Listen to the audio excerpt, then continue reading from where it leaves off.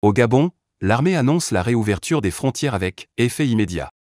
Cette décision intervient à l'avant-veille de la prestation de serment en tant que président de la transition du général Brice Oligui Nguema.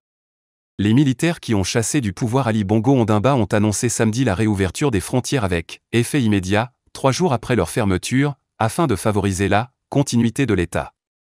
Cette décision survient à l'avant-veille de la prestation de serment en tant que président de la transition du général Brice Oligui Nguema prévu lundi et dont la durée n'a pas été précisée. Le nouvel homme fort du Gabon a promis vendredi une nouvelle constitution et un nouveau code électoral, fermant ainsi la porte aux principaux partis de l'ancienne opposition qui l'exhortaient à rendre le pouvoir aux civils en le confiant à Albert Ondoosa, arrivé deuxième à la présidentielle du 26 août, qu'elle considère comme frauduleuse. Préserver le respect de l'état de droit. Les militaires avaient pris le pouvoir moins d'une heure après l'annonce de la réélection du président Ali Bongo Ondimba, affirmant que les résultats de la présidentielle avaient été truqués, et que son régime était marqué par une gouvernance irresponsable et imprévisible. La décision de rouvrir les frontières a été prise dans le souci de préserver le respect de l'état de droit, les bonnes relations avec nos voisins et l'ensemble des États du monde, a justifié le colonel Ulrich Manfumbi, porte-parole du Comité pour la transition et la restauration des institutions, CTRI, dans une déclaration lue à la télévision d'État. Il a également souligné la ferme volonté des militaires de tenir leurs engagements internationaux.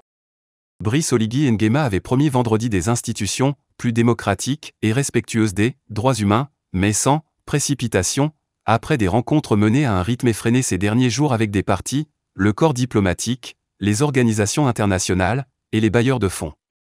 Le général Oligui a également ciblé la corruption de l'ancien pouvoir d'Ali Bongo Ondimba.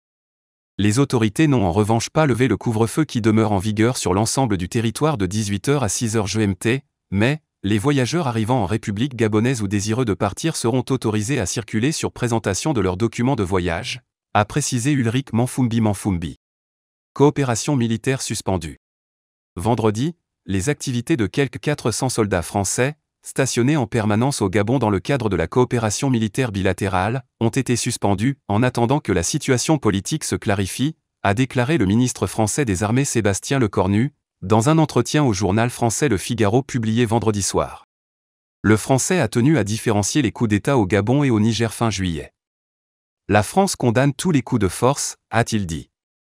Pour autant, nous ne pouvons pas mettre sur le même plan la situation au Niger, où des militaires illégitimes ont destitué un président légitimement élu, et celle du Gabon, où le mobile avancé par les militaires est précisément le non-respect de la loi électorale et de la Constitution.